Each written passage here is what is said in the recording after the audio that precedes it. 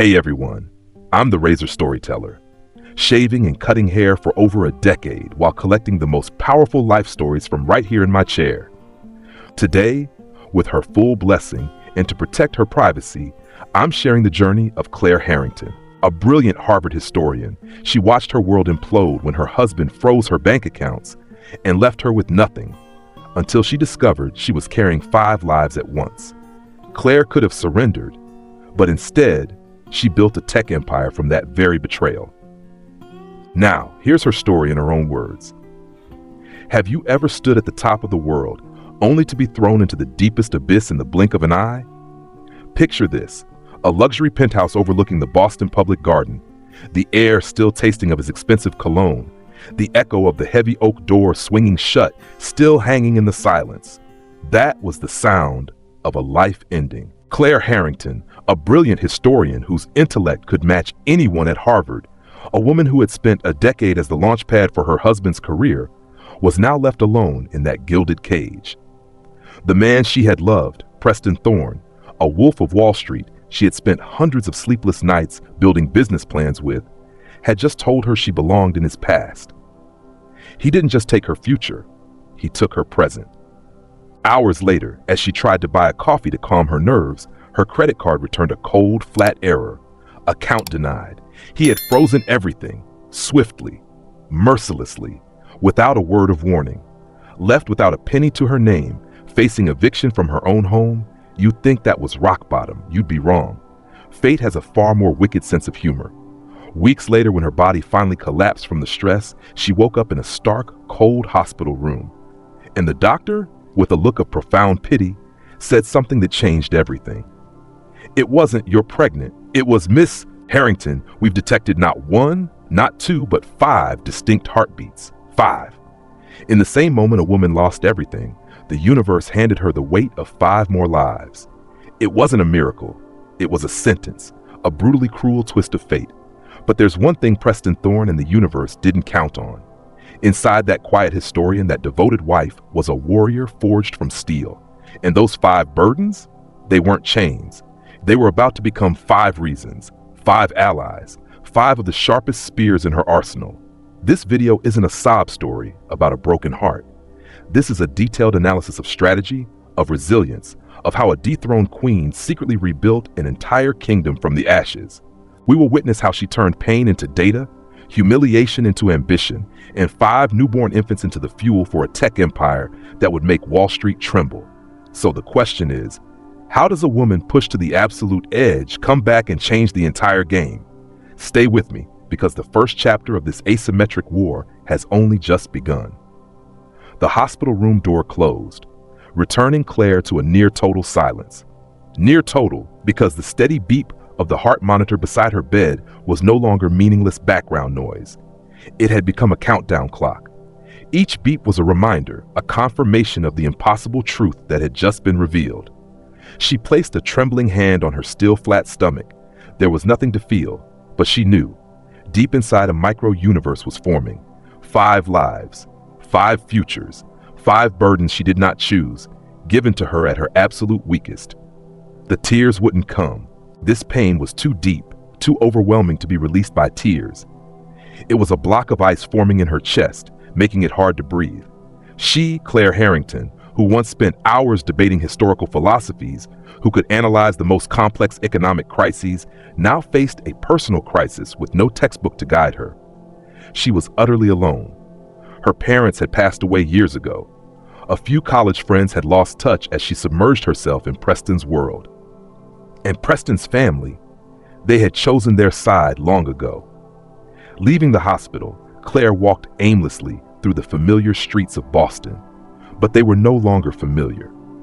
The sharp chill of a New England afternoon seemed to cut right through her thin coat, gnawing at her bones. The sound of car horns, the laughter of couples walking by, it all sounded like it was from another world, a world she no longer belonged to. She sat on a bench in the Boston Public Garden, watching the swan boats glide lazily across the pond. The icon of joy and romance now looked like a mockery. She pulled out her phone, the action almost instinctual. The screen lit up with terrifying search results. Women's shelters in Boston. emergency assistance for the homeless. Her finger scrolled over the words, and a wave of nausea rose in her throat. Was this her? A top Harvard graduate, a woman who once stood beside one of Wall Street's most powerful men, now searching for a roof over her head for the night? It was in that moment, at the very bottom of her despair, that the historian inside her reawakened. She didn't go to a shelter. Instead, she went to the one place she had always felt safe, the one place where knowledge was the ultimate power, no matter how much money you had in your pocket. The Boston Public Library. Walking through the grand doors, the smell of old paper and reverent silence enveloped her like a warm blanket. This was her sanctuary. She didn't seek out novels to escape reality. She went straight to the public computer terminals, sat down, and began to do the only thing she knew how: research. But this time, the subject of her research was her own tragedy. She typed into the search bar, marital property rights and divorce, how to freeze joint bank accounts, legal loopholes in prenuptial agreements. Hours passed. The computer screen reflected her gaunt face, and then she started to see a pattern, a common denominator. The financial system, the one Preston dominated, wasn't built for people like her now. It was complex, intimidating, and full of traps designed to punish those who stumbled. It was built by men like Preston, for men like Preston. It assumed everyone had a personal lawyer, the time and the spirit to fight. And that's when it happened. Not a lightning bolt, but a small smoldering flame began to flicker in the ice block in her chest. What if there was a tool designed to protect the most vulnerable at the very moment they were attacked? A tool not for revenge, but for defense. A shield. In the dim light of the library, surrounded by centuries of books, a brutally modern idea was born. Claire began typing new words, not historical notes, but a business plan, an automated financial technology platform, an app that could, with a single click, instantly freeze one half of all joint assets when it detected signs of a hostile separation, a system that provided an immediate emergency line of credit, caught and connected users with vetted, low-cost legal experts. She stared at the words she had just written. It wasn't just an idea, it was a weapon born from her own pain. She wouldn't call it hope or freedom. She would give it a more combative name, a name from the history she knew so well. She would call it Aegis, the mythological shield of the gods, a symbol of impenetrable protection. The small flame had ignited. Claire Harrington may have lost everything, but Claire Harrington, the historian, had just found a war worth fighting. And Claire Harrington, the warrior, had just been born. An idea, no matter how brilliant, is just a ghost without the resources to make it real. Claire knew that better than anyone. The next day, she walked out of the library not as a victim, but as a general preparing for her first battle. That battle began with a symbolic sacrifice. She walked into an old pawn shop in the North End, the air thick with the smell of metal and faded dreams. She gently slid the engagement ring from her finger. The 10-carat diamond, what Preston had once called his eternal commitment, was now cold and soulless. She placed it on the counter. The money she got back, a fraction of its true worth, became the first seed investment for Aegis. It was a trade. She sold a false promise to buy a real future. With that money, Claire left the Beacon Hill penthouse before she could be evicted. She moved into a cramped 2-bedroom apartment in Somerville, a much more humble neighborhood. The walls were so thin she could hear her neighbor's TV, and instead of the public garden, her window now looked out onto a brick wall. But to Claire, this wasn't a downgrade. This was a war room, a headquarters. And then the real hard work began. Her life shrank to the 4 walls of her apartment and the screen of her laptop. Days bled into nights and nights into days. One bedroom became her office. The other was being prepared with 5 second-hand cribs she bought online. Her belly grew, but her knowledge base grew faster. Books on Roman history were replaced by books on Python programming, securities law, and venture capital fundraising strategies. Her body screamed in protest. Morning sickness kept her chained to the bathroom. Her back ached from hours in an uncomfortable chair. In the final months, she had to prop herself up with pillows just to sit upright and code, while the 5 babies inside her kicked and turned as if they too were part of the fight. But she didn't stop. Every kick, every cramp was a reminder. She wasn't just fighting for herself. She was fighting for 5 futures. After 6 relentless months, the beta version of Aegis was complete. It worked flawlessly. Now it was time for the biggest challenge, convincing others to believe in it. Claire began the Zoom fundraising circuit. Dozens of calls, dozens of faces of venture capitalists on her screen, most of them men, most of them exuding the same smug confidence of the world Preston ruled.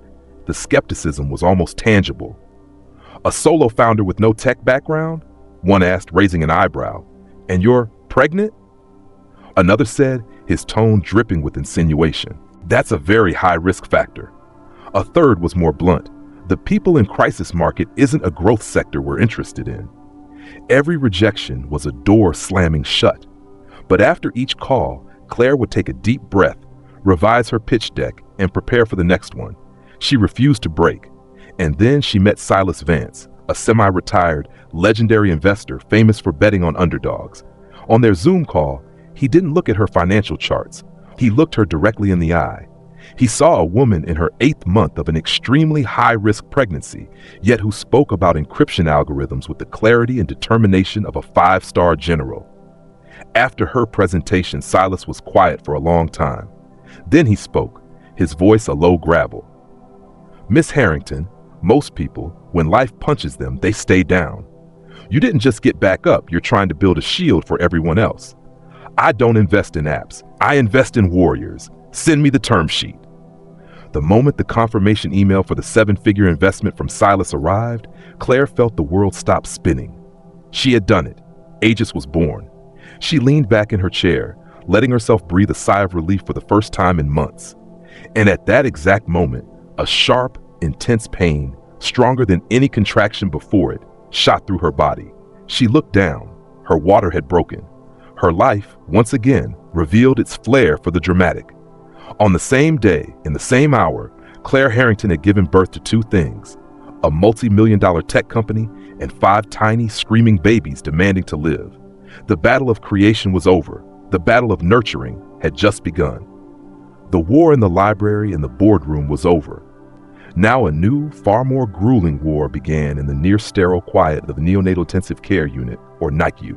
5 tiny incubators sat in a row, each a self-contained world of wires, tubes, and steady beeps. 5 tiny beings, her little warriors, fighting for every breath. Claire turned a corner of the NICU waiting room into her mobile office. Other mothers sat with hollow eyes and half-read magazines. Claire sat with a laptop, one earbud in for a meeting with her newly hired developers, the other hand resting gently on the incubator of Leo, her eldest, as if to transmit her own strength through the clear plastic. The months blurred into a single hazy stream, with no distinction between day and night. Her life became a chaotic symphony of extremes. The smell of baby formula mixed with the burnt smell of coffee chugged at 3 in the morning. The cries of 5 infants became the background music for investor calls. She learned to soothe Mia with her left hand while her right hand typed out the last lines of code to fix a critical system bug. She could recite Aegis's growth metrics as fluently as she could each of her children's weight charts. She became a master of multitasking, a mother and a CEO in one body, fueled by sheer willpower and a non-existent sleep schedule. Silas Vance, her investor, kept his promise. He didn't just send money, he sent a team. A talented CTO, a sharp marketing expert, and a few young, passionate engineers. They worked remotely, but they believed in Claire. They saw the fire in her eyes during late-night video calls as she rocked Chloe to sleep while analyzing market data models. And Aegis grew. It was no longer just an idea. It was a real lifeline. The first testimonials started pouring in. An email from a woman in Ohio. "My husband cleared out our accounts and left. I thought I would lose everything. Aegis locked down my half and gave me a small loan to hire a lawyer. Your app saved me and my kids." A message from a young, injured soldier in Texas. The medical bills were piling up. "Aegis helped me negotiate and restructure my debt. For the first time in months, I can sleep at night." Claire read these testimonials aloud to her team in meetings. They weren't just numbers, they were lives. They were proof that her sacrifice was worth it. 5 years passed in a blink, a whirlwind of diapers, lines of code, first steps, and subsequent funding rounds. Her 5 children were now 5 distinct, vibrant personalities. Leo, the protector, was always making sure his siblings had their seatbelts on. Ava, the natural-born leader, assigned chores for cleaning up toys. Noah, the future inventor, could disassemble any electronic device in the house. Mia, the artist, turned their walls into an abstract art gallery. And Chloe, the little firecracker, learned the word no before she learned mama. The Somerville apartment was always loud, messy, but overflowing with laughter and love. Claire learned that after mediating a dispute between two 4-year-olds over a single red crayon, facing a boardroom of difficult shareholders was surprisingly easy. Meanwhile, in a glass and steel tower in Manhattan, Preston Thorne barely noticed the small ripples Aegis was creating. He was busy with billion-dollar deals and lavish vacations with his new fiancée, Kendall Monroe. To him, Aegis, if he heard of it at all, was just some silly little charity app. But then the small ripples became waves. Aegis was no longer a small startup. It was taking market share. It was disrupting the traditional lending and credit models that the big banks, Preston's clients, relied on.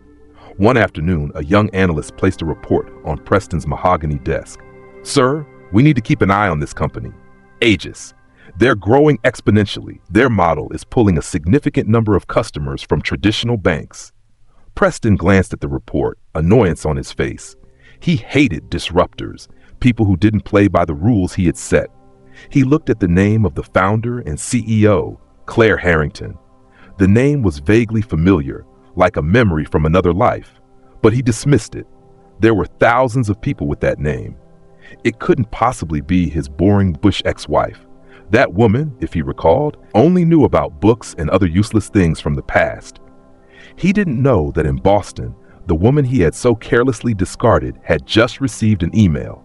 It was an invitation, a keynote speaking invitation to the Forbes Summit, the most prestigious event for young leaders and innovators.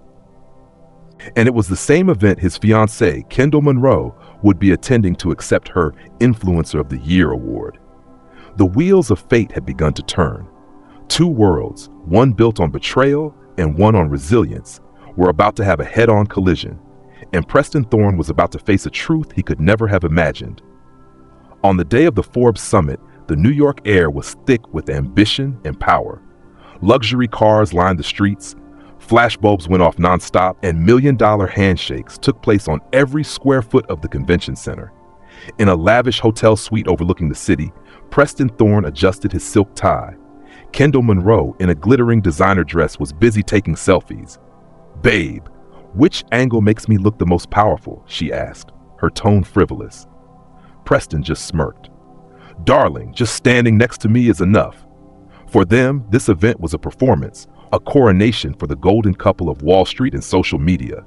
He had no idea this wasn't a coronation, but a public execution for himself. A few blocks away, in a different, more modest hotel room, Claire Harrington wasn't looking in a mirror. She was on the floor helping her son Noah tie his shoes. "Where are you going, Mommy?" Ava asked, her big eyes curious. Claire smiled, a warm, genuine smile. "I'm going to tell a lot of people our story, the story of how strong we are." She wasn't preparing for revenge. She was preparing to represent her life's work, her 5 little reasons who were buzzing around her feet. When Claire walked into the main hall, she didn't cause a media storm. She created a wave of respect. Heads turned, not because of the dress she wore, but because of the empire she had built. CEOs and investors approached her, not for a photo op, but to learn from her. She moved with a quiet confidence, the aura of someone who had faced hell and walked back. Soon after, Preston and Kendall entered, and a true media tornado erupted. Flashes followed their every step. They were the center of the glamour. Preston, for a moment, glanced over at Claire talking with a group of investors. He saw a woman in a sharply tailored suit, radiating authority. He had a fleeting thought of looks professional and immediately turned away, consumed by the praise being heaped upon him. He was so close, yet he didn't recognize her. The ceremony began. Kendall Monroe was one of the first on stage to receive her Influencer of the Year award. Her speech was full of cliches about living your passion, creating your own reality, and always believing in yourself. She tearfully thanked Preston for seeing her potential. The room applauded politely, and then the host stepped forward. And now it is my great honor to introduce our keynote speaker, a person who has redefined resilience. She built a unicorn company from scratch, creating a shield for millions. Please welcome the CEO and founder of Aegis, Dr. Claire Harrington. Claire walked onto the stage. The spotlight hit her. And in the front row, Preston Thorne's world collapsed. He looked up. It wasn't a stranger. It was her. The same eyes, but not filled with hurt, filled with wisdom and power. The same face, but not marked by sadness, marked by the resolve of a victor. He was stunned. The air was sucked from his lungs. Claire Harrington, his ex-wife, the CEO of Aegis? The two thoughts collided in his head, creating a silent, deafening explosion. Claire began to speak, her voice calm, clear, and strong, resonating through the hall. She never mentioned Preston. She never spoke of betrayal. She told the story of Aegis. She spoke about human vulnerability in the face of crisis. She spoke about building systems not to punish, but to lift up. She spoke of finding strength not in never falling, but in choosing how you get back up. Every word she spoke was an invisible bullet, aimed directly at Preston's selfish and ruthless philosophy. The room was silent, captivated by her story. Preston sat frozen, feeling the world shrink to the size of a pinhole. He heard the thunderous applause as Claire finished her speech, but in his own ears there was only the dull roar of blood rushing to his head. But the final blow had not yet landed. As Claire was smiling and thanking the audience, a friend of hers led 5 small children onto the stage, each holding a sunflower. 5 small, radiant faces. 5 pairs of bright eyes. Preston looked at them with a determined jaw that was a mirror image of his own. He saw Ava, with his own deep-set eyes. He saw all 5 of them. He did the simple math in his head. 5 years. 5 children who looked about 5 years old. His heart stopped. No, it couldn't be. But the truth doesn't require permission to exist. It was right there, brilliant and undeniable on the stage, under the lights for the whole world to see. 5 secrets he never knew existed. 5 legacies he had thrown away. At that moment, a camera operator panning across the VIPs in the front row caught Preston's face. The image flashed onto the large screens flanking the stage. A powerful man, his face ashen white, his eyes wide with horror, his mouth agape, unable to form a word. In a single moment, the entire world witnessed a king being toppled from his throne by the truth he had tried to bury. In the chaos backstage, Claire didn't linger to savor her victory. While admirers and reporters tried to swarm her, she had only one goal: to create a protective circle around her 5 children. She quickly ushered them into a private waiting room, shielding them from prying eyes and questions they were too young to understand. For her, the speech about protection wasn't a metaphor. It was a vow. The door burst open. Preston Thorne staggered in, his face still a ghostly white. His veneer of smug power had shattered into a million pieces, leaving only a raw, broken man. He ignored his assistant, who tried to stop him. His eyes were fixed on the 5 children cowering behind their mother. Claire, his voice was a ragged rasp. Are they? Claire gave her friend a subtle nod. Take the kids into the hallway for a minute, please. When the door closed, they were alone in a suffocating silence. The air in the room was thicker than the tension on the stage. Why? Preston choked out, his voice barely a whisper of desperation. Why did you never tell me? Claire looked him straight in the eye. Her own eyes held no anger, no triumph, only a cold calm, the calm of someone who has walked through fire and no longer fears being burned. Tell you? She replied, her voice even. For what, Preston? So my children could become a bargaining chip in our divorce? So your PR team could spin them into a media story to salvage your image? Or so you could use your money to buy my silence, the same way you solve every other problem in your life? Every word was an undeniable truth, and Preston had no defense. He could only stammer, I had a right to know. I'm their father. Claire took a step closer. There was no fear now. The power in the room was entirely hers. No, she said, her voice firm. You gave up that right the day you froze my accounts and left me with nothing. You chose your future, Preston, a glamorous future with Kendall. And this, she gestured toward the door where her children had just exited, is my future. A future I built myself, with my own sweat, tears, and will. You have no rights here. She walked past him toward the door. Don't look for me, and don't look for my children. She left, leaving Preston alone in the empty room, collapsing onto a sofa, finally understanding the true scale of what he had lost. He hadn't just lost a wife, he had lost an entire family, a legacy, 5 pieces of his own soul he never even knew existed. The media storm erupted the next morning, more ferocious than Claire could have imagined. The photo of Preston's devastated face went viral, becoming a meme, an icon of a downfall. The sharks of journalism smelled blood and began to dig. They connected the dots quickly. Claire Harrington, Preston Thorne's ex-wife, the messy divorce 5 years ago, 5 5-year-old children. The story was no longer about the success of Aegis. It became the Thorne secret. Financial news outlets questioned the judgment of a CEO who could hide such a massive secret. His investors began to worry. Could a man so irresponsible with his own family be trusted with their money? The stock of Thorne Capital began to plummet. The board of directors called an emergency meeting. Kendall Monroe, facing the media pressure and the implosion of Preston's image, quietly deleted all photos of them from her social media and issued a brief statement about their canceled engagement. Preston Thorne's ship was sinking, and the rats were the first to jump. While Preston's world was collapsing in a hurricane of his own making, Claire's world was surprisingly peaceful. That night after the summit, she didn't read the news about him. She was sitting on the bed in her hotel room, surrounded by her 5 children. She was reading them a fairy tale, a story about a brave knight fighting a dragon.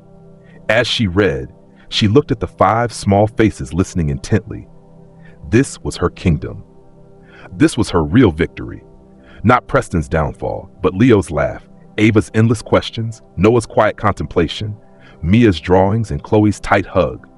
She had walked through the ashes not to get revenge, but to find a warmer, brighter fire. And she had found it, not once, but 5 times over. In the weeks following the summit, Preston Thorne's world didn't collapse with a loud bang, but with a deadly silence. He sat alone in the luxury penthouse, but it was no longer a symbol of power, but a prison of solitude. The TV played a constant loop of his image, but not in glory. Preston Thorne forced to resign as CEO of Thorne Capital. Investors filed class action lawsuit. Kendall Monroe seen with new tech billionaire. Everything he had spent his life building, money, fame, power, was dissolving like sand through his fingers. But the most painful loss wasn't what he'd lost on paper. It was what he realized he'd never had. Every night he closed his eyes and saw 5 little faces on that stage. The 5 missing pieces of his life. He had conquered the world, only to realize he had lost the universe. In his utter desperation, for the first time in his life, Preston did something that wasn't a strategic calculation. He did something born of brokenness. He called his lawyer, not to sue or threaten, but to send a message to Claire's lawyer. The message didn't demand custody. It didn't beg for forgiveness. It simply said, "I have started therapy. I want to learn how to be a father. I will submit to any conditions, any rules Ms. Harrington sets, no matter how long the process takes. I have also instructed my lawyers to establish 5 separate, untouchable trust funds for each child to secure their futures. I am not asking for a place in her life. I am only asking for a chance, however small, to be in theirs." When Claire received the message, her first reaction was caution. A mother's heart always prioritizes the safety of her children. But then, she looked at her own kids. She saw Leo trying to read a book to his siblings, saw Ava carefully drawing a family portrait. She knew that in the future, they would have questions. And she didn't want them to grow up with a hole in their hearts labeled father, or a story filled only with anger and resentment. True strength, she realized, wasn't the ability to completely remove an enemy from your life. True strength was the ability to control the terms of their entry in a way that was safe and healthy for the ones you love. She agreed, but by her rules. The process would begin with months of therapy for Preston. Then would come short, supervised meetings. There would be no quick reconciliation, no picture-perfect happy family. Just a slow, careful attempt to build a bridge over an abyss of hurt. Several years later, on a clear autumn day in Boston, Claire Harrington stood at a podium on her old Harvard University campus. But this time, she wasn't an anonymous student. She was there to dedicate the Harrington Aegis Center for Family Support. It was a state-of-the-art facility providing free childcare, legal counseling, and skills courses for single parents attending the university. She looked down at the front row.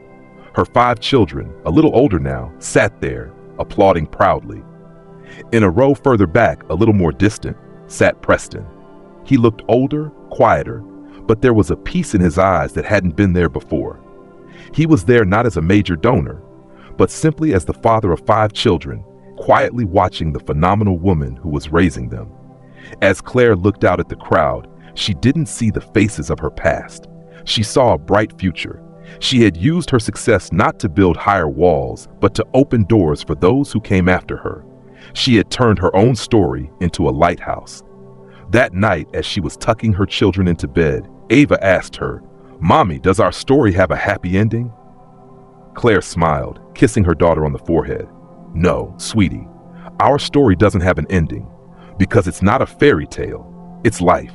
And the best part is, every day we get to write a new chapter together." And that was the final lesson. The greatest happiness is not found in avenging a painful past. It is found in building a meaningful present and a hopeful future. The ultimate power is not the ability to destroy others, but the strength to create the best version of yourself and to use that light to illuminate the path for everyone around you.